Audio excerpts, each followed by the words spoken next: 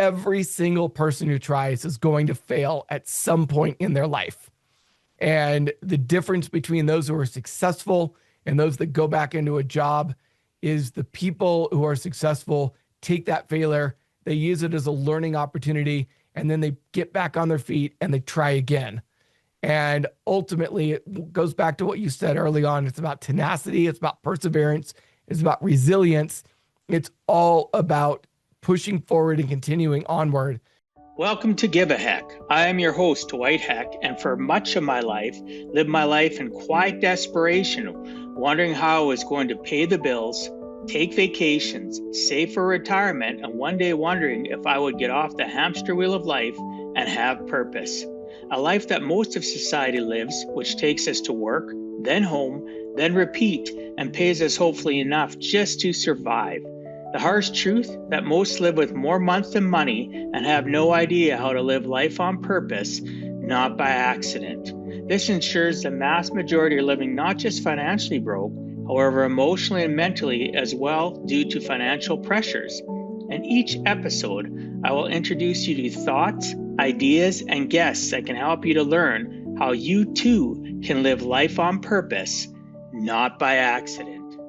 Welcome back to the Give a Heck podcast. I'm your host, Dwight Heck. I'm here to help you live a life on purpose and not by accident. Each week we dive deep into real stories, raw truths, and powerful conversations that challenge you to give a heck about your life and the life of others.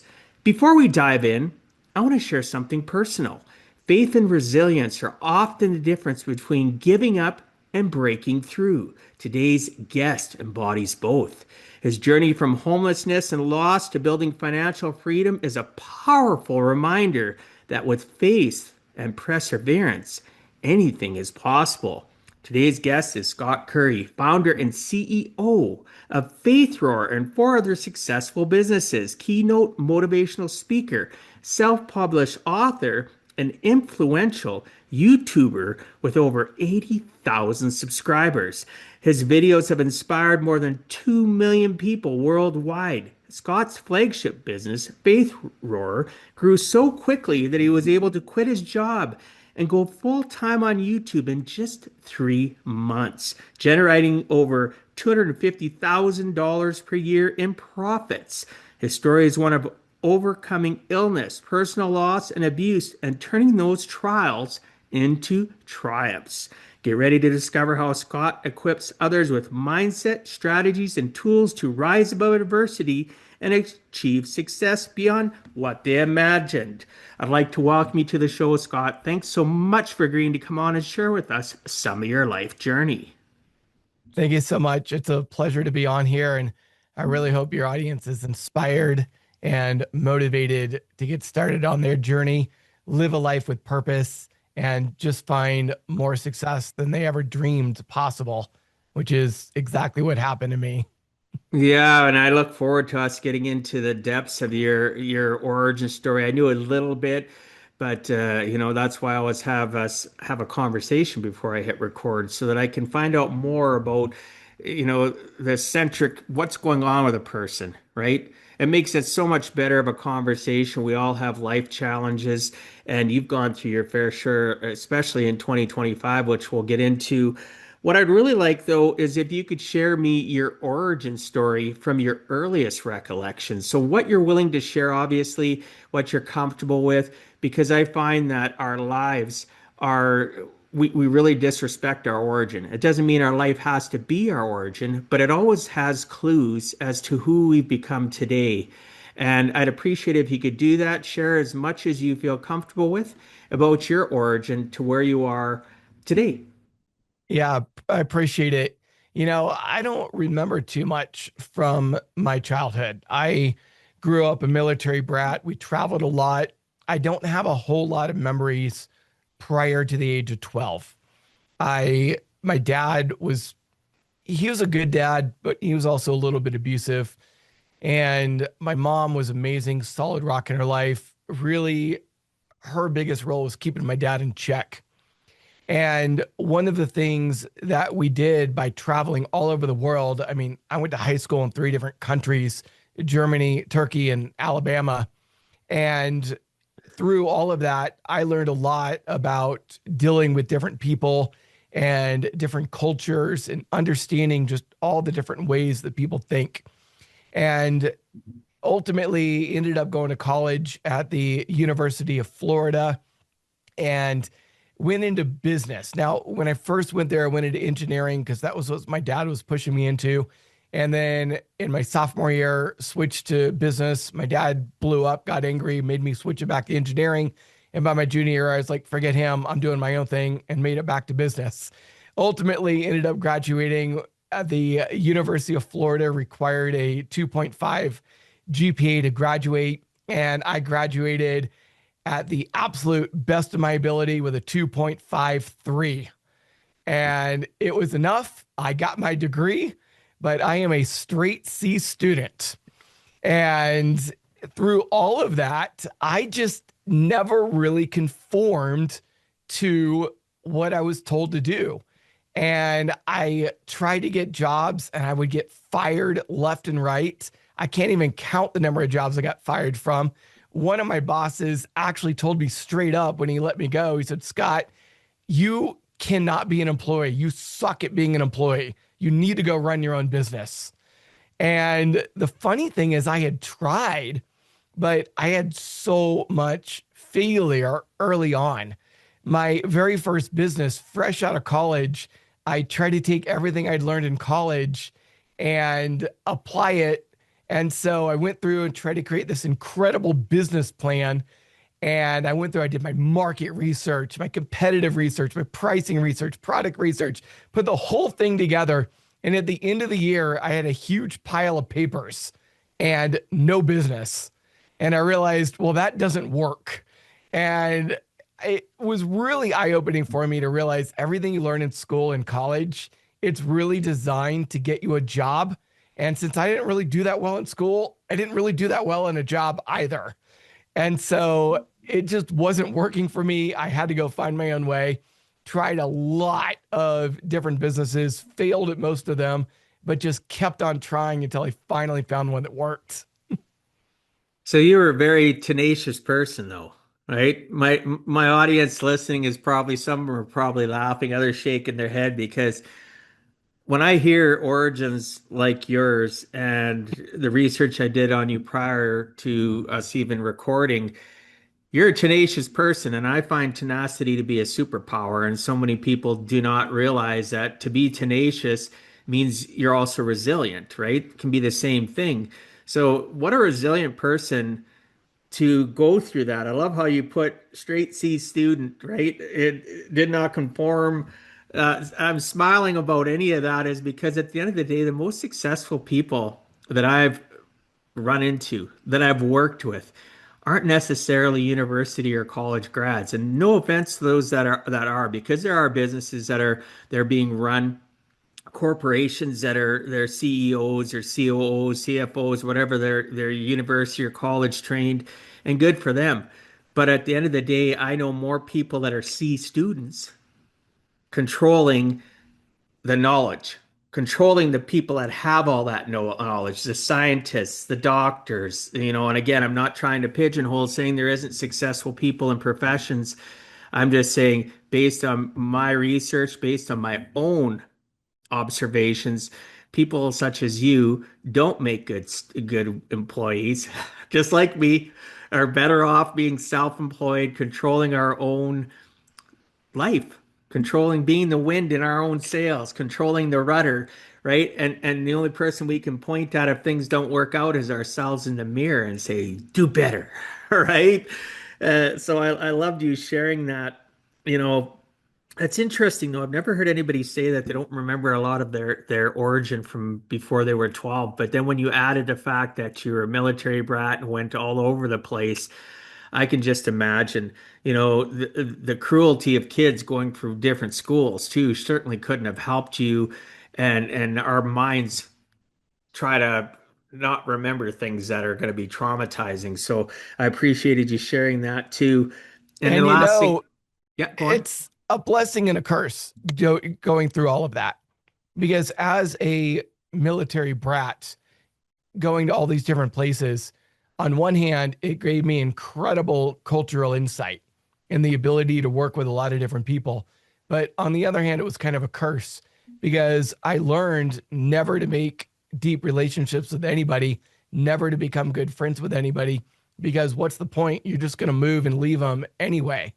And so, on one hand, I'm able to deal with a lot of people. On the other hand, it makes it very difficult for me to build really good relationships. And so, anything I feel like you go through in life, there's some good and some bad. And you've got to hold on to the things that are good and use that to propel yourself forward. While at the same time, you've got to learn and really get educated and really focus on bettering those areas that kind of got squashed a little bit. Well, yeah, and they do get squashed, unfortunately. And, one of the last things that you had mentioned too in your part of your origin is that school, and I put down in my notes here, school equals a job, right? Schools were designed, and people get frustrated when I talk about this because sometimes the truth hurts. Think about the pandemic. What did it do to people when the schools weren't open? They struggled to find people to watch their kids so they could work their job. Even if they were sent home to work their job, now all of a sudden they got kids running around or a significant other that's gotten, maybe they've been laid off or whatever the case may be. And all it did was prove to me it's a giant babysitting service that's designed to keep kids so that people back in the day could go work in the fields. Farmers could go work out in the fields. They could work in the factories or they could do whatever. And I'm not saying the school system doesn't add some value, right? Teaching kids certain things. I think it needs a major overhaul. And again, this has nothing to do with the admin or the teachers. I have a lot of clients that are teachers and friends, even a sister that's a teacher. But at the end of the day, when you look at it at an overall perspective, they're not even sure exactly what's going on because it's the same hamster wheel every single day. Next year, it's the same hamster wheel, teaching these kids to be little automatons, to go out and get a job, to not live purposefully. There's Yeah, that you're purposeful absolutely existence right. that's missing. And that's one of my life mottos is don't let school get in the way of your education. And it's all about thinking about that we don't really get taught a lot about finance or entrepreneurship or relationship building in school. Those aren't educated very well. We get taught how to fall in line, how to follow the rules, how to do exactly what we're told. And that's great for people that want to become employees, which luckily the vast majority of people do. But for those of you who want to get into business, want to do something a little bit different, you kind of have to learn a whole new skill set that simply is not taught in school. But what's amazing, especially talking about finances, is you read that book, Millionaire Next Door, and it's the teachers and educators who actually have the highest wealth building skills of any other industry. And they have the ability to teach some really good fundamental skills, but unfortunately, the administration system just kind of squashes it. Luckily, here in Colorado, financial education is now required in the school system for all high school students. I just wish they'd bring back shop class and a few other things that could help as well. Well, yeah, that's a good point. And a lot of places, even in Canada, they have financial courses or they have different things they teach in high school. They have been here for 20 plus years. My kids went through it, but it's not enough. It's surface level, and it's like it's a tool that they've put in to appease people, such as me, that have wanted to go in and shout from the rooftops, this is what you need to teach your kids. And it's not just about money, it's about how to be resilient. It's about how to be tenacious, how to, you know, move forward in life. Or you got adversity at home. Maybe at school they should be teaching you how to deal with some of that adversity. Maybe they should give you somebody that's an actual guidance counselor that can guide you. That's not just sitting in that job collecting a paycheck and looking forward to retirement. Because too many of them I sat with over my lifetime, even with my kids, and listening to them not really give them life lessons to make them an entrepreneur or to be a leader, a critical thinker. It's all about, oh, go to this college, go to this university. You're going to come out and you're going to make 40,000 a year, and then you're going to spend 40 years working and try to live off 40% of that if you're lucky, right? Yeah, It's a broken mindset. It really is. it is. Now, there's a lot of teachers who honestly, deep down, are wanting to help children and help them expand. My ex-mother-in-law, Teresa Newsom, actually participated in the Gifted and Talented program at her school. And part of her Gifted and Talented, she ended up writing a book, got her doctorate degree, spoke all over the world. And it was all about helping kids be creative. And there was this really amazing study that was done. I don't remember the exact numbers. I'll just give you some statistics, but they're going to be a little bit off. It's okay. 83% of statistics are made up. And yeah, I just made that up. But basically, what this study found is it looked at a genius test at different age levels. And it looked at preschoolers before they entered kindergarten and gave them this genius test. And something like 45% of kids came out as genius. And then they did the same thing in kindergarten. It dropped to about 35%. They did the same thing in about fifth grade. It was down around 20%. Did the same thing in high school. It was down around 8%. By the time they got to college graduated people, it was all the way down to 2%. And the question was, did people get dumber throughout their life, or were they trained not to think? And I think the clear answer is people are trained not to think. And the problem is when it comes to business or finding success in life, you have to do something that most people have not done, either not willing to do or just haven't thought about doing. And that requires a lot of creativity and thinking. And it's just something that gets squashed in our school system. And so I don't blame the educators, the guidance counselors. I think they have incredible hearts and they're all out there trying to do their best to help students. I think it's the overarching education system that says we have to teach these things. You're not allowed to teach anything else, that ultimately squashes our kids. Oh, absolutely. There's so many people out there. You're right, though, that educators want to make a difference and help out. But again, they're stuck in a hallway with walls on both sides and said that you can't go outside of this. Exactly. And how many people that are teachers, let's say high school, want to be have a critical thought conversation with their students and have them challenge them? Are they capable of it? They've never, most of them haven't been taught how to handle that conflict, that initial conflict of them being challenged. Well, Sally says, "Hey, I think this, and that," and they can't have that conversation because they've been taught that they're the end all be all. They're the instructor, and it gets even worse when you go to college or university. Why do I know that? Because I went through college. I know, right? They for sure don't want to be, because all of a sudden now they're either used to be in that industry and now they're an instructor or professor in that industry. They think they have arrived. They're the end all be all. They've never been taught how to be a critical thinker. So how are they going to take it when people challenge their thought process? Right. And I've seen that time and time again, even having conversations with retired people that were their educators. They are so out of the loop with things that have changed. Let's say if it's in sciences, right? Depending on what it is, they're just not up to date on stuff. Even in finance, the finance world has its basics, but there's constant evolution and change and things that you need to be aware of. And being a critical thinker sure helps, doesn't it? It does. And we're seeing that, heck, even today, with a lot of people confused about why the stock market keeps going up to new highs and why GDP is positive when layoffs are increasing. We're in what, our fourth month in a row now where the number of jobs have gone down. Unemployment keeps rising. I just saw today the unemployment rate is the highest it's been in 4 years. Consumer credit card spending is at all-time highs. Consumer savings are at all-time lows. And layoffs are skyrocketing. And a lot of consumers are hurting. And yet a lot of people look at the economy based upon how we've measured it for the past 70 years or so. And they're looking at consumer spending and saying, well, consumers are struggling. We should be in a major recession. And they forget about AI spend. The AI spend is actually so great, it's keeping our GDP positive, and keeping stocks at all-time highs, even though the quote unquote real economy or consumers are struggling.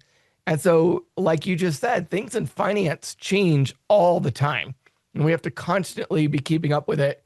And I was talking to an economics professor at a college. I'm not going to name it. I don't want to embarrass anybody, but he was so focused on industry and consumer spending and literally wasn't even considering AI in his calculations. And he was kind of dumbfounded as to why certain things were happening. And I don't think it's anybody's real fault. I think it's just the way that the education system pushes people to teach what quote unquote has always worked and not think creatively and not get beyond. You know, I think I only got real benefit out of one professor in college, and he actually wasn't even a professor. He was a guest professor. He came in for one semester. He was actually a business owner that had run numerous successful businesses, multimillionaire, and he was the only one that I got real life knowledge out of because he wasn't teaching from the book, he was teaching from experience. And you know the old saying, those who can do and those who can't teach. And so a lot of times we're being taught by people who are not successful in the fields we're teaching in, while the real education, the real knowledge we should be gaining is from people who are successful in the fields that they're in. As the old saying goes, if you want to be a millionaire, learn from a millionaire. If you want to be a billionaire, learn from a billionaire. We have to constantly be surrounding ourselves with people who are more successful than us and learning from them. And that's the only way that we get better in life. Yeah, success leaves clues. And a lot of times we just aren't, we're oblivious to those clues. Like you said, millionaire become a millionaire, billionaire follow a billionaire. The list goes on. And for some people, this is overwhelming for them to see. Maybe they're listening and they're barely keeping their heads above water and they're making minimum wage, right? So where does the failure start? Well, it dials all the way back to we learn behavior from our parents, from the people in our social circles that our parents hang out with, the conversations they have that they don't realize our little 7 and 8 year old brain are hearing, regardless if it's addressed at us, and it affects how we move forward, how our roadmap of life moves forward.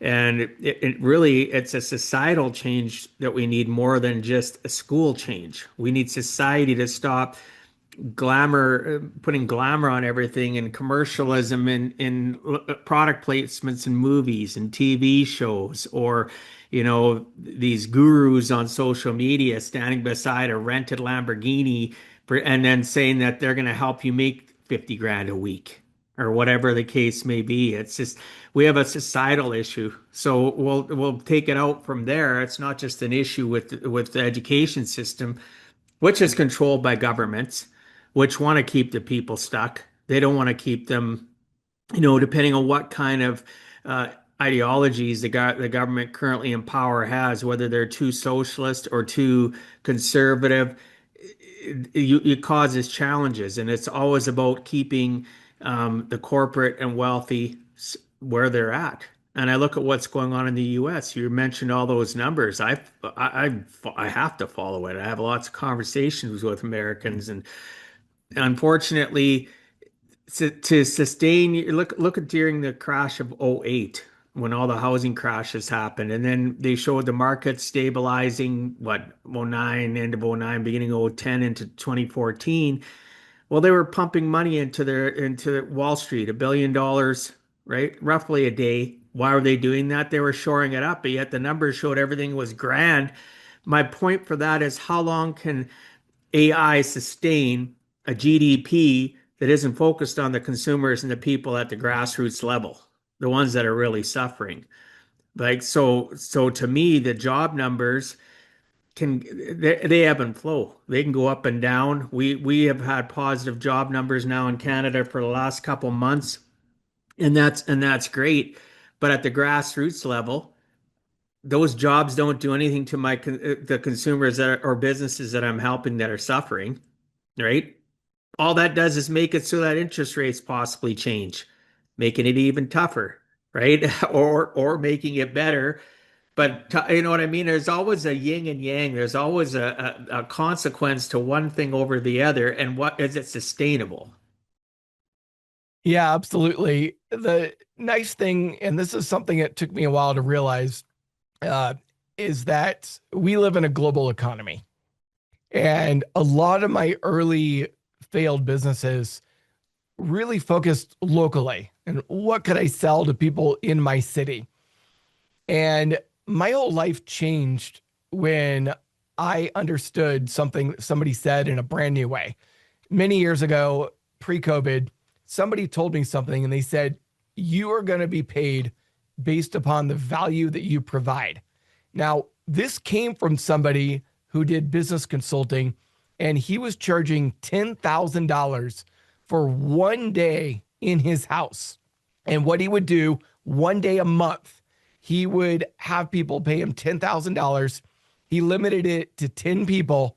So for one day a month, he had 10 people pay $10,000 to come in and spend an entire day working through their business problems and helping their businesses grow.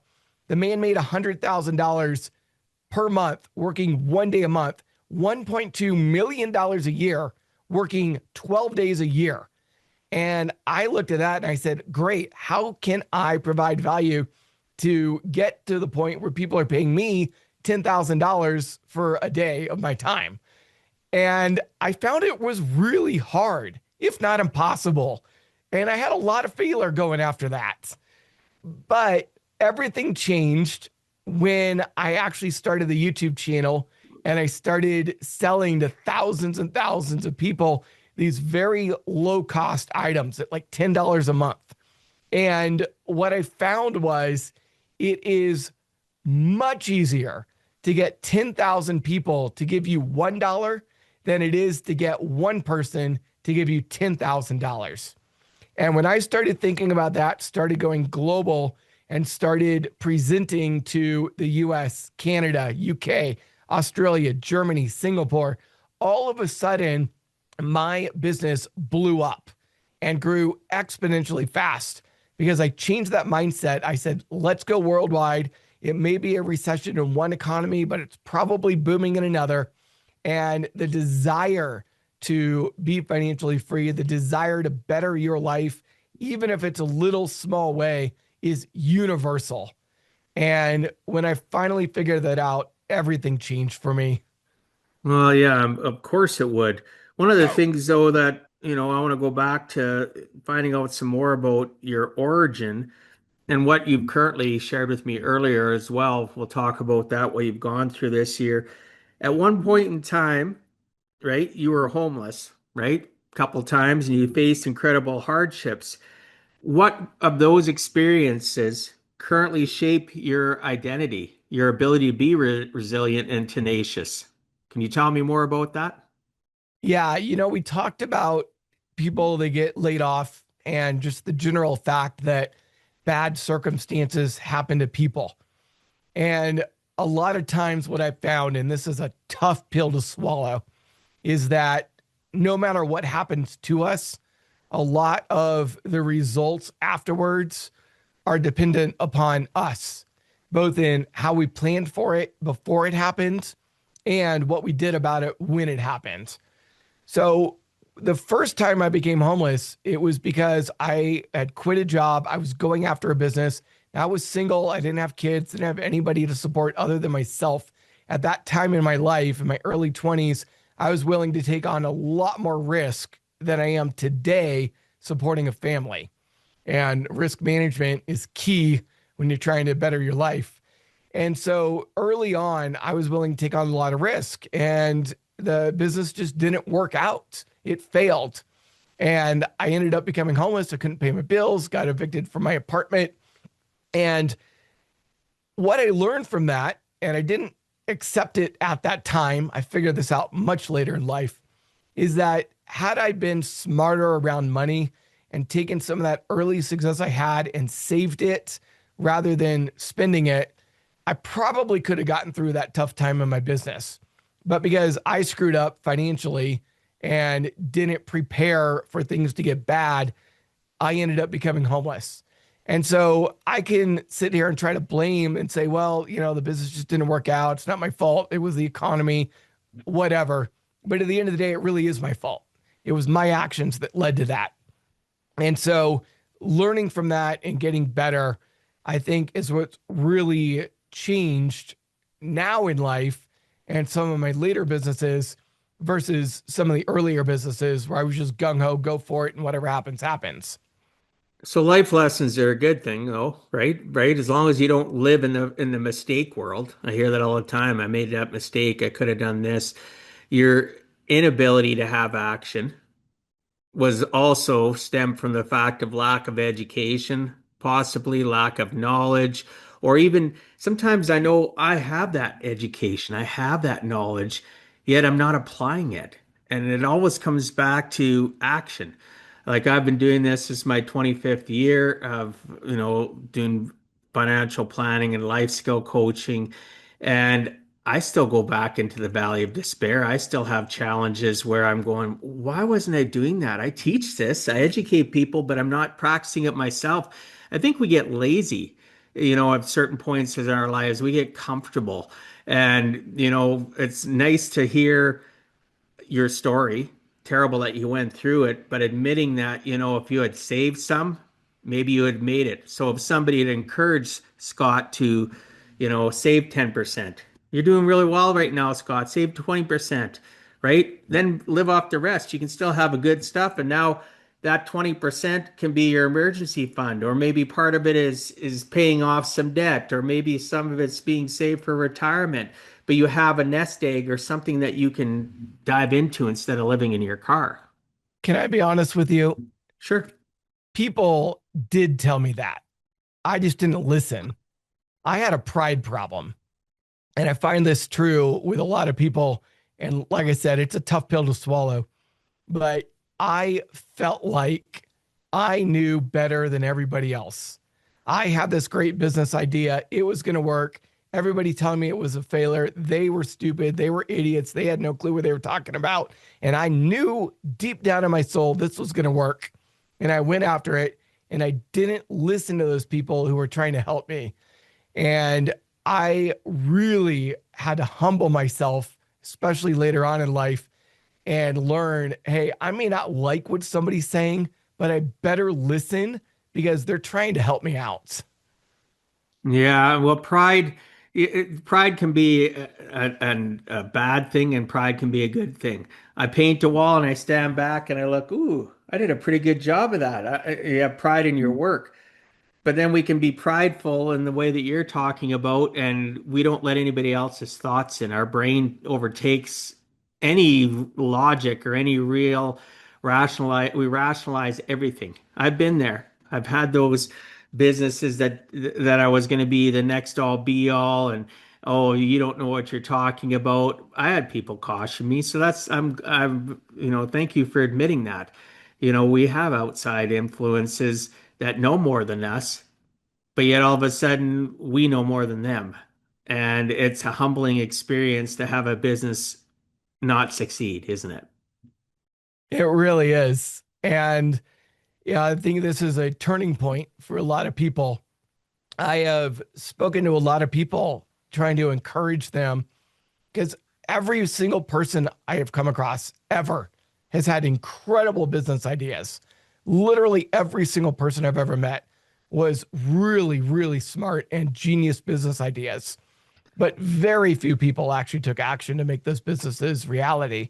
And very often, what I find when I talk to people is they're constantly coming up with excuses of why it won't work. And when I dig deeper, usually what I find is that very early on in life, somebody did try a business and it didn't work. And so they gave up, they quit. And now they tell everybody, oh, business doesn't work, investing doesn't work. And what they really mean is, I tried it once and it didn't work for me. And I have never met a single person in my entire life who was highly successful, who did not go through failure before they found success. Because every single person who tries is going to fail at some point in their life. And the difference between those who are successful and those that go back into a job is the people who are successful take that failure, they use it as a learning opportunity, and then they get back on their feet and they try again. And ultimately, it goes back to what you said early on. It's about tenacity, it's about perseverance, it's about resilience. It's all about pushing forward and continuing onward. It's why Amazon was so successful. Jeff Bezos' motto is fail small. Can't be afraid of failure. You have to use it as every single learning opportunity to improve yourself and make yourself better until you finally do find success. Yeah, that's a great way to put it. What meaning do you put on failure, right? People listening or watching, you fail. I tell people light doesn't bend around the corner. You don't know what's around the corner, so you failed. Pick yourself up, put a band-aid on your boo-boo, move forward. Maybe it's time for an awareness check. Maybe it's time for an evaluation check of your associations, of what you are reading, what you're watching, who you hang out with, like actually looking at why did I fail? Was it lack of an action?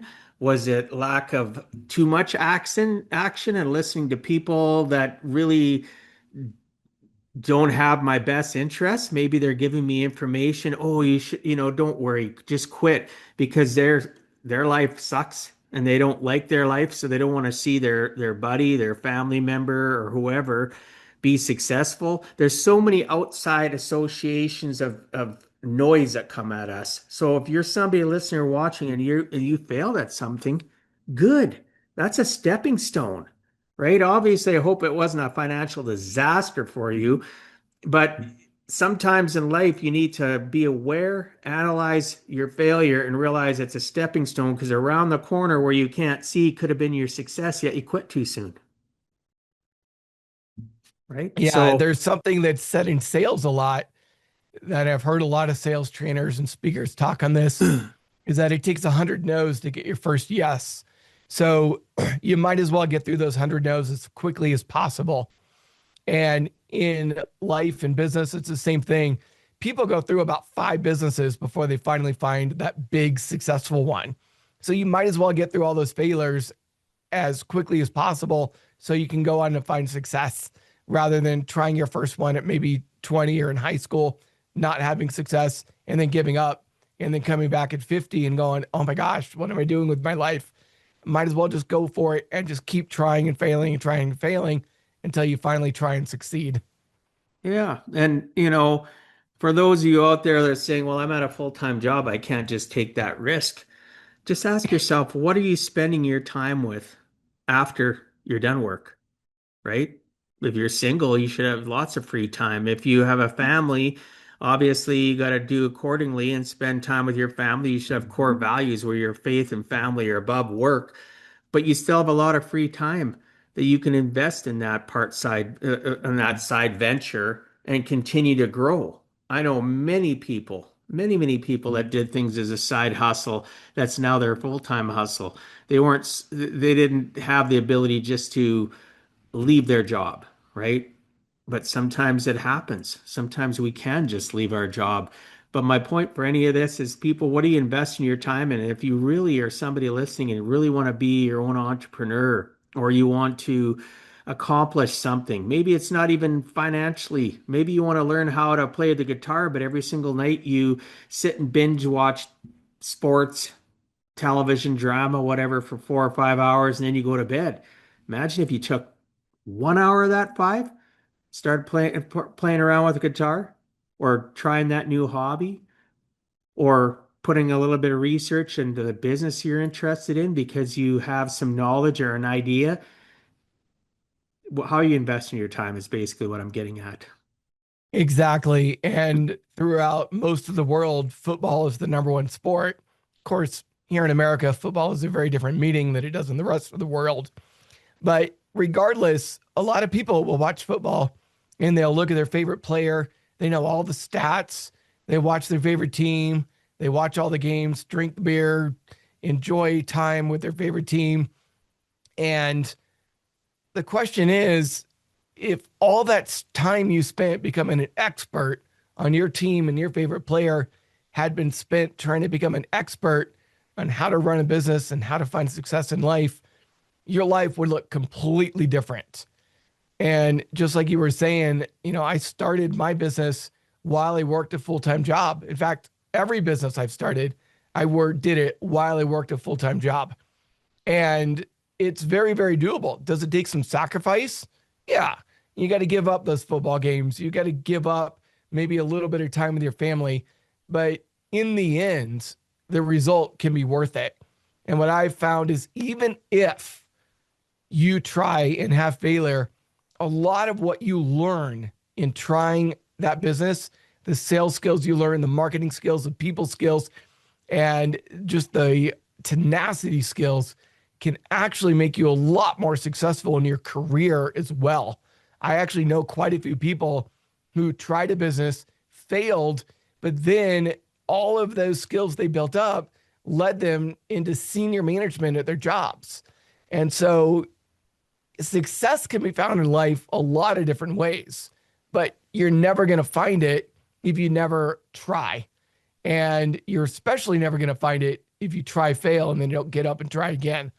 And rather than spending time after work watching those football games and relaxing and doing something that isn't really propelling your life forward, why not start today to propel your life forward so that 5, 10, 20 years from now, you can live a far better life than you could have ever imagined? Oh, absolutely. I want to get into a little bit more about the resilience conversation and overcoming adversity. For those that are listening or watching, Scott's gone through a lot, right? He's faced serious illness, the loss of his mom, escaping an abusive narcissistic relationship. How did you stay positive through all this? So we talk about being resilient, we talk about keeping on with action, and then you have something that happens like you've experienced in this last 12 months. What did you do to keep yourself positive through all those difficulties? And I'm not saying, and people are listening and watching, that he didn't have his valleys of despair, but obviously you had things that helped you move forward. Do you have specific anchors you focused on or routines that helped you through this last year? Like, share as well with the listeners, if you would like, about what you've gone through this year and how you circumvented and stayed above all that noise. Yeah, absolutely. I think the first thing before I get into that is to understand that a lot of my early failures in life, the homelessness, the failed businesses, it taught me the importance of building up a residual income, something that could get you through life's difficulties. And this is something that has to get done before you experience those difficulties. And so in 21, in 2022, 23, I built up a business that provided a lot of residual income. So earlier this year in January, my son got extremely sick. He ended up in the hospital for 3 weeks. He was in the ICU. He had complex pneumonia. He almost died. He was 3 years old. And as a dad, completely heartbroken over that, there was no possible way I could work. And luckily, I had built up that residual income over previous years to help get me through that time. I continued to make money, continued to pay bills throughout the whole time he was in the hospital. And the exact same thing happened in September when my mom got deathly ill and passed away. Her last 3 weeks of her life, she was in the hospital. And I was in that hospital every single day with her. And I would never have been able to do that had I not had that residual income. And same thing with escaping that narcissistic relationship and moving out and quickly trying to literally rebuild my life in a very short period of time. It was all possible because I had that income coming in. And the finances are important to have in place. I honestly believe that money isn't going to make you happy, but it sure does help. And it sure can get you through a lot of tough times. But ultimately, when you go through so much in life, at least this is true for me, dealing with all the sickness, the death, the just escaping an abusive relationship, it was and probably would have been impossible to make it through all of that had it not been for God's help. And there's a verse in the Bible that says, God will give you the peace that surpasses all understanding. And I certainly experienced it this year. And I cannot possibly sit here and say it was something I did because it wasn't. It was all God's help. It was the peace God gave me to make it through the most difficult year of my entire life. And had I not had the help from God and Jesus to make it through, I probably would not be sitting here talking to you today. Well, and I can I can hear that and realize it's the same for me. And I've told that to people time and time again. Even in my book, I talk about the Holy Spirit. I talk about God. I talk about the fact that in the most trying times in my life, the only thing that was a constant was prayer and comfort because of Jesus, right? And I appreciate you sharing that because you've been through a lot this last year. We talked about that before I hit record, and it's a lot of trauma to deal with. And people, what do they normally? Most of the majority of the population, this might hurt a few people to hear this, but most of you blame God. And a lot of you that blame God aren't even God-fearing, meaning you don't even practice faith of any type. You don't pray, you don't go to church. I'm not saying you can't be a good person without going to church or without praying. But what I'm getting at is don't blame, why blame somebody? Why blame God or Jesus for the results of your life when you haven't even plugged into that type of faith? And even if it is you have that type of faith, it's still not God's fault, right?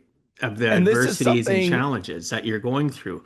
But He can be strength for you because He's somebody to talk to, communicate with, and then listen to the answers, please and thank you, because I'm guilty of that. Praying about the yeah. same thing 2, 3 days, getting the same answer, and realizing, like Scott, I think to myself, God already told you 3 times. How many more times you got to ask Him? You know? Yeah, it's something I heard a long time ago that really rocked me to the core. And I think a lot of people need to grab onto this. The Bible says that Satan comes to kill, steal, and destroy, but God comes to give life and life more abundantly. So, if whatever is happening in your life involves death, destruction, or theft, that is the work of the devil. If whatever is happening in your life involves life and life abundantly, that is the work of God. So when bad things happen in our lives, it's important to understand who's doing it and blame the devil because the devil is the one who comes to steal, kill, and destroy. And when good things are happening in our life, blame God or really thank God because God is the one who comes to give life and life more abundantly and living that life of gratitude and thankfulness towards God. And a lot of people have a lot of different religions. I've read a lot of books that call it the universal laws of nature or universal laws of the universe. And all they're really doing is rehashing the Bible because God is the creator of the universe. And when you read the Bible, and I would encourage everybody to read the Bible, whether you're a Christian or not, it will absolutely open your mind up to the way the world works is you're going to start to realize how much God is a loving God and how much God holds your hands and walks us through those dark moments and gets us through to the other side. And that God is not a God that hates us. He's not a God that punishes us. He's a God that loves us and wants to see the absolute best for us in our lives and the lives of those around us. Oh, absolutely. You, I couldn't have said it better. That was perfect. At the end of the day, some of the tools that we utilize are our core values, and what do we believe, and what has helped us through the most tumultuous times in our lives. And for me, it was been God too, right? At the end of the day, if my faith is weak, it affects family and it affects my job, right? The more I give it up and just I give it up to you, Lord, right? Thanks for allowing me to be alive today. I'm gonna do my absolute best. But thank you for giving me this shot, the opportunity. How many people have passed away in our lives in the last year, 10 years, right? That literally expired way too early based on what we believe, right? They expired way too early and there's nothing there. There's no legacy. There's a few distant memories that'll quickly fade. But really, what have they done for a legacy? What have they done to move their lives forward? And a lot of times I find people are stuck on that hamster wheel of life. They don't have core values. They filter their decisions through that help them through the bad times, which was when core values are most important. And bad times doesn't necessarily mean death. It means getting challenged by clients, getting challenged by family, tough conversations, the garbage you see on social media, right? And the the far division between families could really be rectified if people had a filtering system that was based on giving it up to somebody that created it all, right? But we could have a long, long conversation about this. I want to get through a bunch of more stuff. Do you have any last comments about that before I go on to your reinvention? Yeah, I would just say one thing, and I think this gets a little bit into the reinvention, but when it comes to thinking about God, a lot of people they want money because they think about all the ways it would make their life better.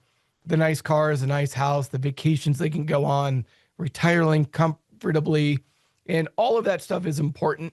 But I think what's more important is the legacy that you're going to leave behind. And I love the quote, get more to give more.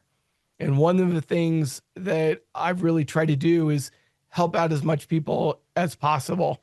A few years ago, I took a trip out to Uganda and traveled the country and just tried to, I mean, it was my best year ever. I made over $300,000, had more money than I needed, and I wanted to give and help out people. So I went into these really poor parts of Uganda. I gave them some money to build some schools. We also bought some lands so that they could build some churches. And I also found an orphanage that was struggling. And I bought them farmland so they could farm and grow their own crops and they could feed all their kids. Also bought them some school supplies. And the point is, I wanted to help more people. A lot of people think about, well, I'm going to go sponsor this child. And it's great, sponsor the child, but why not sponsor a whole orphanage? Or I'm going to go give a little bit of money to the local food bank. And that's great. But why not go buy 5 acres of food land and 100 people can be fed? And those are the ways I think. I think get more to give more. How can I give more? And how can I get more to give more? And I think that's really important when it comes to faith and legacy is when our focus is on giving and expanding the kingdom of God and helping people. I think that's when God says, okay, this is a person I'm going to give more to. Yeah, true. And then, you look at what you did by buying land. Well, that's residual, right? That's something that can continue to provide, continue to, whether it's land to build a church, whether it's land to farm, both of them serve a purpose of feeding people, right? Whether it's spiritually or physically. That's great. That's something that not enough people think about, right? What can we leave as a lasting mark that'll live well beyond us, but will continue to be residual for many, many people who will magnify it to many more people, right? So when people that are listening or watching, if you don't think one person can make a difference, rewind and listen to what Scott talked about that he did, right? A few years ago in Uganda, right? It's just, what is your thought process? Don't hoard what you have, give, and you will receive.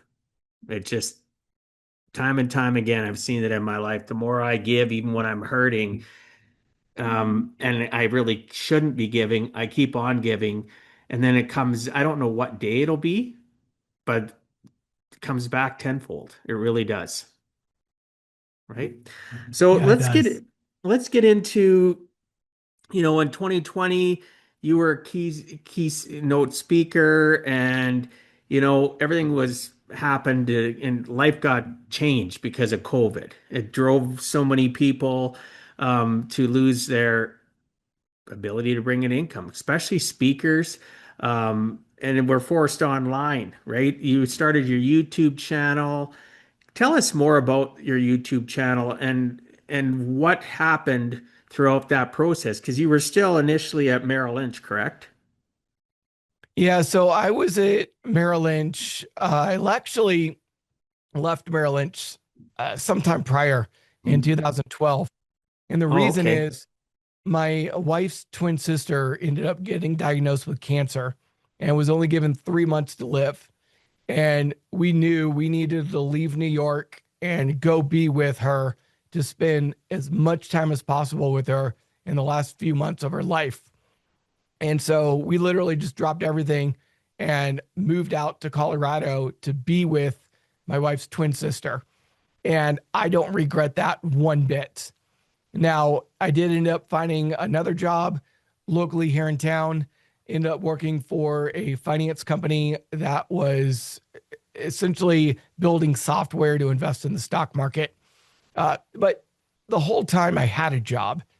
Well, when COVID hit, the motivational speaking that I was building on the side while working full time came to a complete standstill.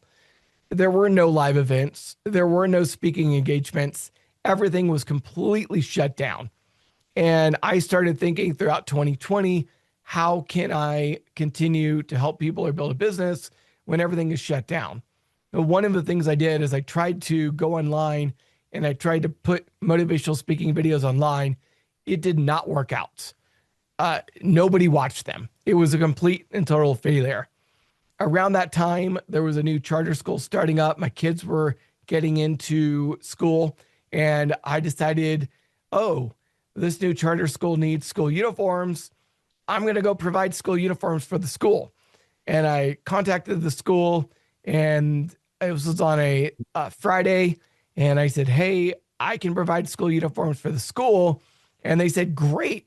Can you send us some information, your products, website, stuff like that? I was like, yeah, absolutely. No problem. I'll get it to you on Monday. And I had nothing. So I hung up the phone. I immediately got online, started looking for suppliers of school uniforms, ended up finding one, ended up taking all their pictures from their website, figure out pricing and how much markup I needed. Spent the weekend building a real simple website real fast that could take orders. And then on Monday, I called the school back and I said, okay, I've got my website. It's right here. All of the pictures and everything you're looking for online. You can just go in there. And I said, what we're going to do, because I didn't have any money to buy inventory. I said, what we're going to do is we're going to have all of the parents pre-order uniforms for the school year. And then about 2 weeks before school starts, we're going to place a bulk order with the manufacturer. And that way we can all get our uniforms at a huge discount. And the school said, yeah, that makes sense. Sounds great. And so all the parents from the school went onto the website, pre ordered. I just collected all the money for a few months. And then 2 weeks before school started, I placed an order with the manufacturer. The uniforms came in, I split them up, and I shipped them out. And I thought that was going to be my business.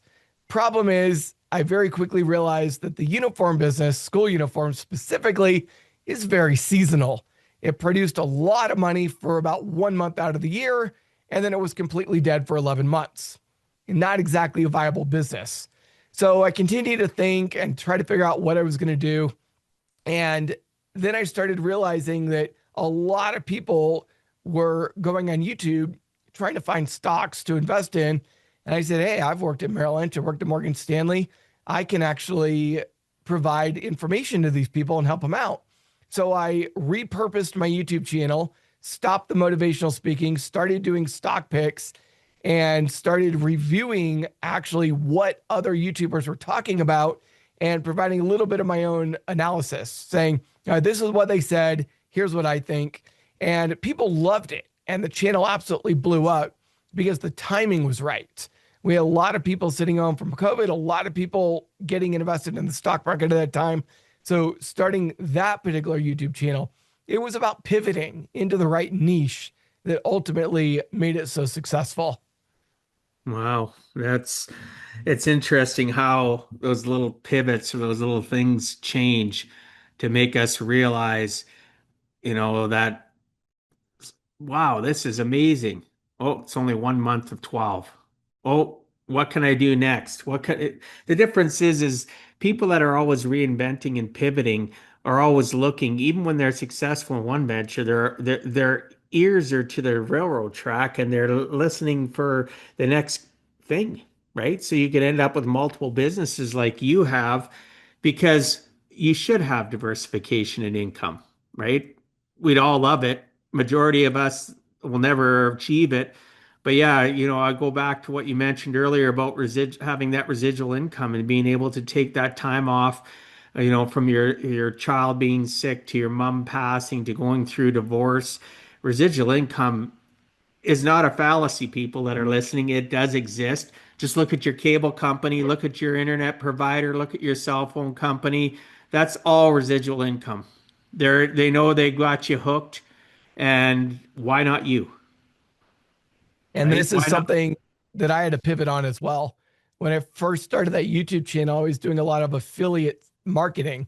So I would find companies that aligned with my channel, whether it was a brokerage company that people could sign up for, or a news website, or whatever it was. And I was promoting those things to my audience. And it was great at first because people were going on, they were signing up, I was getting those affiliate checks. Problem was, it was all one time sales. And so people would sign up, and I had incredible growth at first. And then it kind of slowed down. My income went from 5,000 my first month to 8,000 to 12,000 my third month, and then back down to 7,000 my fourth month. And then it kind of stagnated. And I realized this wasn't going to be viable forever. Eventually, I was going to run out of people to sell to, and I needed to figure out something different. So, what I did is instead of selling these one time things to people, I decided to start selling monthly memberships. So, create a course, don't sell it for $500, sell it for 20 bucks a month. Create a Discord, put it up there for 10, 20 bucks a month. And it was a very, very low dollar amount that everybody could afford. People went in, they signed up, and they're paying monthly, month after month after month. And I ended up with about a 13-month customer retention rate on that. And very quickly, you can do the math on it. At about $20 per month, I was charging, had about 1,200 people signed up for that, paying every month. And that is how the residual income was built up. I had to pivot and realize, okay, one-time sales isn't going to last forever. What can I do differently to, instead of charging a one-time fee like most people were doing, how can I do it on a monthly basis? And that's what changed everything for me. No, that's smart. Smart business, right? You think about the fact of the people that charge 9.99 or 4.95 for a course or whatever, and really that's a one-time ouch. I'd sooner, or one-time hit to the positive. I'd sooner stretch it out and have, like you said, 1,200 people doing 20 bucks. It's the math is pretty simple. So you got all these multiple enterprises. What's your true mission? Your true mission, though, is Faith Roar, correct? In regards to helping people out with their finances to understand where they can invest. So the other things that you have sprinkled in other businesses are those businesses like getting the school uniforms and it's only beneficial certain times of the year and you don't have to focus a lot, or are the other businesses just an afterthought and you always stay focused on your mission with Faith Roar? It's an interesting question because when I look at the other businesses that I've started early on, the reason I keep running those is because they're still profitable and they really don't take a lot of work. I have done my best to automate everything.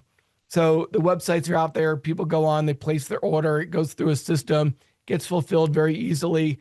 Everything is automated in those businesses, so they don't take a lot of work. When it comes to Faith Roar, this is something that is completely different and completely new for me.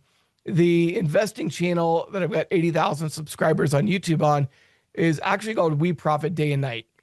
Faith Roar is something brand new that I Okay. have kind of expanded upon. And the whole reason that came about is because a few months ago, when my mom passed away, the day she passed away, we were all in the hospital room together and just kind of sitting there next to her dead body and telling stories. And my dad told us something I never heard before.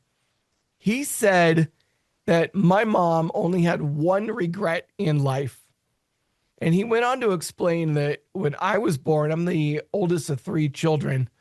When I was born and when my sister was born, my mom didn't feel financially secure enough to stay home and raise us. So from the time we were infants, we ended up in daycare, and it was the daycare teachers who raised us while my mom went back to work. And when my brother was born, my mom finally felt financially secure enough to stay home and raise him. So she quit her job and raised my brother. And after about a year of raising my brother, my mom told my dad that she regretted not staying home and raising my sister and I. And when I heard that, it hit me to the core. It was like a punch in the stomach. And I said, I am going to do everything in my power to help as many people as possible to become financially free and financially secure so that they never have to make that decision between staying home with their family and going back to a job ever again. And I know and understand I'm not going to be able to help everybody, but I'm going to do my best to help as many people as possible. And my goal with that ultimate long-term goal is to help 1 million people improve their life and get financially secure. Yeah, that's a great mission and goal because you help a million. How much does that propagate out, right? Millions more. So that's I really appreciate you sharing that. When you talked about, I want to ask a couple questions about your YouTube channel.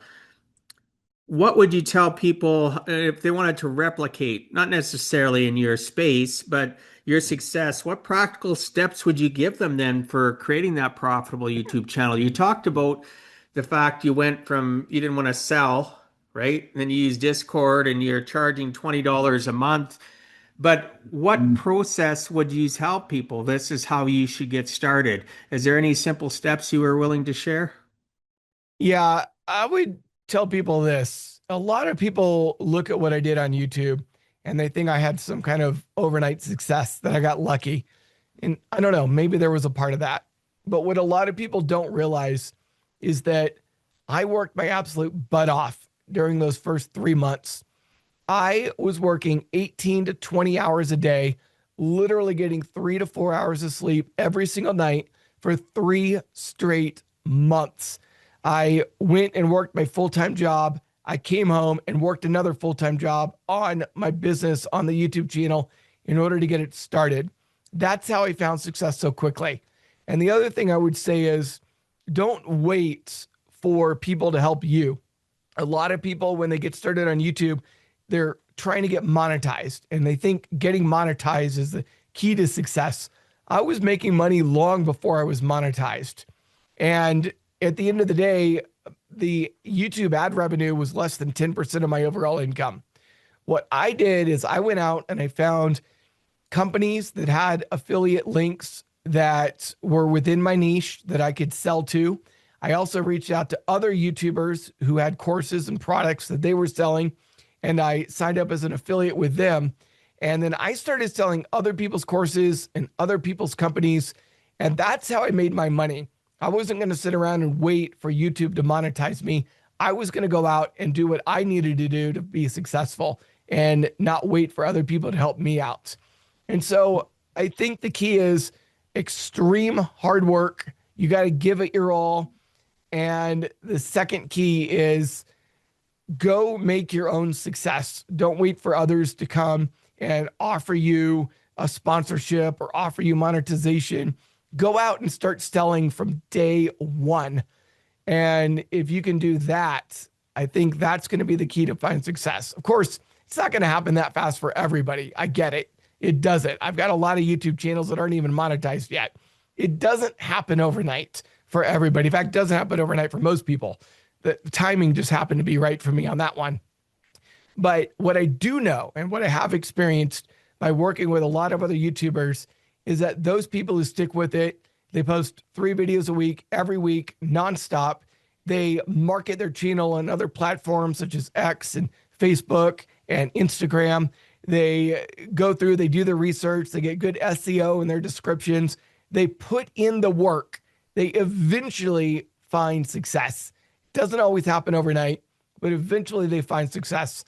And while it may or may not be enough to help you quit your full time job, in every single situation, people have been able to supplement their income and to just help them pay their bills, get out of debt, and start saving for retirement. Yeah, it's just a matter of you got to start somewhere, right? You have to realize that it's going to take some long hours, like Scott's talking about, and you got to invest in yourself and realize that it may not happen like it did for Scott. Like he said, timing was perfect for him. But just always ask yourself, what if? What if I put in this effort and instead of doing this, I spend 18 hours, 12 hours and today to just to work at this. And if you're at a job too, well, then you go to your job 8 hours. Let's say you got an hour travel either way, you got to spend some time with family. You still might have an hour every night, 2 hours. What are you investing in yourself? What are you investing in those dreams or those aspirations of what you want to accomplish? Scott has proven that no matter what adversities and challenges, you can still rise and climb. You don't have to stay camped in your mindset. It's simply a decision. Does the pain you're feeling great enough for you to do stuff to get rid of that pain? Whether it's emotional, mental, financial, usually all three are tied together, unfortunately. Right. So when it comes to somebody that wants to get started and they have absolutely no money, what advice would you give them? They have nothing. Like they literally are living with more days in the month than they have money. What would you say to them? What would you be your some of the first steps you tell them in order for them to can get out of their own way? I would say get started and try to get those first sales as early as possible. When I started leadership uniforms, I had no money. I didn't have the money to go buy uniforms. I didn't have any money at all. What I did is I made pre-sales. I got people to go in and buy the stuff before it was ever even purchased or shipped. And a lot of people have great business ideas and then they go out and they try to sell and nobody wants to buy. And I'm not talking about your grandma and your spouse and your friends. I'm talking about complete strangers. If you can sell to complete strangers, you've got a viable business model. If you can't, you probably don't have a viable business model and you need to pivot and try something a little bit different. There's an old saying in business that sales solve all problems. And if you can go out and you can get sales, then that's key. That's going to solve your problems. And it's not something where we can turn our lives around overnight. It takes time. But I will say this, if you try and get your business started, you might succeed and you might fail. But if you never try, you're guaranteed to fail. So why not take that chance? I've met with a lot of people on their deathbeds, and a lot of those people had regrets. The one regret I have never heard anybody say is I regret spending more time at my job.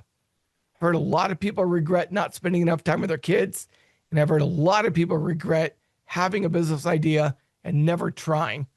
And I don't want you to have to live your life with regrets.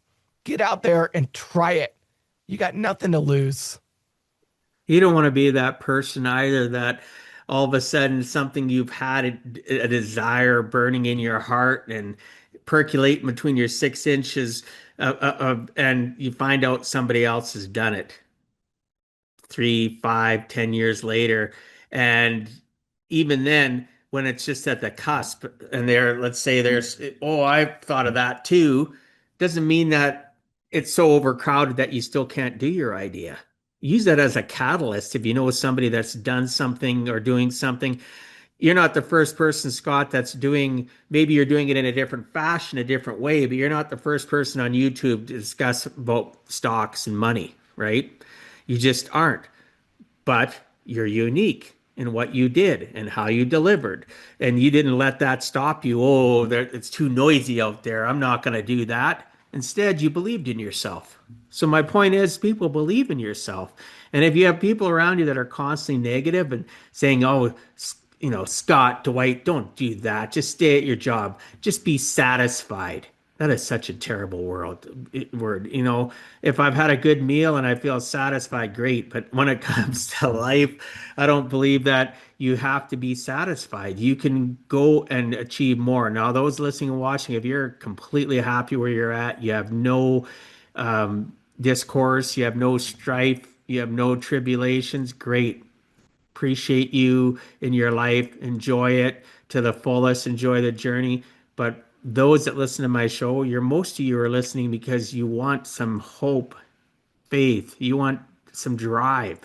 So just go out and believe in yourself, right? Look at Scott's a prime example and why I wanted him to be on the show. He was driven to succeed, create a residual income where he could take off time. I know exactly what he's talking about. When my granddaughter passed away in 2017, prior to her passing away, I spent 8.5 months and just about every single day until after a few months, I took Sundays off. I wouldn't, but that didn't mean every Sunday. Sometimes I'd still go in. But how could I do that? Well, I have a business that has residual income as well. And when you're an entrepreneur, who controls your time, Scott? Yeah, We you do, do. right? Yeah.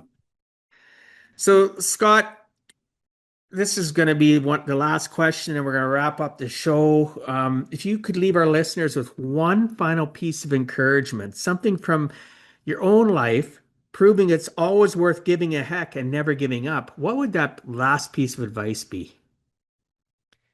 I'll get into my second life motto is that the answer is always no until you ask. And we could modify this a little bit and say the answer is always failure until you try. And I think my last piece of motto, I know it's scary. I know there may be some pushback from a spouse, especially if there's money and risk involved. But my last word of encouragement to everybody is go try, give it a shot. Don't live with a regret of having never tried. I can't guarantee you'll be successful, but I guarantee you won't regret trying. And so I just want to encourage everybody, give it a shot, go try to improve your life, go try to make it better. And if it doesn't work out, learn from it, move on, and try again. Because I do deep down believe that everybody can, in some way, find success and live a better life than what they're living right now. But you've got to be willing to go out and do something different than what everybody else is doing. Everybody goes into a job, goes home, kicks back, relaxes, watches TV, goes to bed, and does it again. It's the people that are willing to do something different, like read a book on self help, read your book that you have, or go watch YouTube videos and learn how to improve their lives. Those are the people that change the world and change their lives and improve them. And you might get a little pushback at first, but in the end, if you do find that success, all of the struggle, all the time, all the effort put into it is so worth it. And we talked a little bit about having faith in God. And I honestly believe this. The Bible says faith without works is dead. We all want to have faith that God's going to make our lives better. We all want to have faith that we're going to get through it and things are going to get better. At the end of the day, the reality is the difference between those whose lives do get better and those who don't is action. Faith without works is dead. So have the faith that God loves you, that He's going to help you be successful, that He's going to give you a life and give you more than you could have ever dreamed or imagined. And then take action and put works towards that faith to actually make it a reality. Yeah, what a great final message. If we don't serve, we're not served, right? We need to go out and serve others and be a person that does what God put us on this planet for, and be aware of our strengths, our weaknesses, give up our weaknesses, focus on our strengths of serving others, and we're taken care of. Does that mean you won't have strife, challenges, up and downs, valley of despair, quiet desperation? We're all going to continue to go through that. It's can you see over the other side of it? What are you doing? Right? Your strife, your tribulations, pray more, right? Communicate, talk with people that are like-minded, get the support you need. God sends people to you to help you, and vice versa, right? He's not going to directly interject in your life, but he's always going to make sure that if you're cognizant enough and ability to be aware, oh, that person, why didn't I listen to them better? Oh, I had this, God answered me this morning and said, hey, I've sent you all these people. Why don't you actually open your ears up and listen to them, right? And actually take their advice. There's no direct interjection, there's people interjection. And are you one of those people that's interjecting in a positive way, like Scott said, and taking action to increase your faith, to increase your believability to others? It's going to come back tenfold. It really does, right? And those of you that say that we're full of it, well, obviously you aren't going to be listening to this show too much longer because this is what it is. I believe God is the center of my core values, and then my family, and then work, right? So, any last words before I wrap up the show? I just want to really encourage anybody who wants to try to improve their lives and give it a shot. Maybe you're not really sure where to get started. Maybe you say, I've got this great idea. I don't even know where to begin. And you just need a little bit of help with that. Reach out to somebody who has found success in business. Reach out to people who know what they're talking about and have found success. You are the average of the 5 people you spend the most time with. So if you're spending time with a lot of people who are watching football games, you're going to be somebody who watches football games. If you spend a lot of time with people who are business owners and are successful, you are going to be successful. And you can go on all kinds of different platforms, whether it's Facebook or Meetup or any of the other available websites or resources out there, faithroar.com, wherever, and go find those people who are successful. Surround yourself by those people so that you too can aspire to their level and find your own success in your own life. Fantastic. Thanks for that. So the best way for people to reach you, go to faithroar.com, or do you want to direct people otherwise? It's up Yeah, to you. faithroar.com is the best way to find me. All of the resources that I personally have on there for helping you get your business started or invest in the stock market and start on that journey towards financial freedom is on faithroar.com. And that's definitely the best place for you to go out and get started on your own personal journey. The vast majority of those resources are free or highly discounted. For anybody who's stuck around and listened this long into the podcast, I want to offer you 50% off the Faith Roar community. Just enter coupon code podcast at checkout, and that's going to get you access to that Faith Roar business and financial success community for just $4.99 a month. Wow, that's amazing. Thank you for that. So, before we close, remember adversity can be the foundation of the greatest success. Faith, perseverance, and intentional action can transform hardship into opportunity. Give a heck about your future and let your faith roar. This has been Scott Curry, a builder of business, a motivator of millions, and a living example of resilience through faith. If this conversation moved you, share it with someone who needs to know they're not alone. Their past does not define them, their courage does. If this episode resonated, please subscribe to the podcast or hit subscribe, pardon me, on YouTube. Leave your review or rating in your favorite app.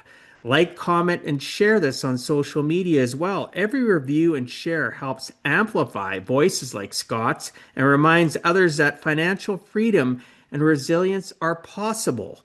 Until next time, keep giving a heck about your life. And remember, it really is never too late to give a heck. Thank you for taking time out of your day and listening to Give a Heck. If you find value, I'd appreciate you sharing with your friends and family so they too can learn how to live life on purpose, not by accident. So you do not miss the next episode, please subscribe on your favorite podcast platform and please also post a review. I look forward to reading your comments. This has been Dwight Heck. If you want to check out other podcast episodes or today's show notes, please check out my website, giveaheck.com. And until next time, together let us all strive to give a heck.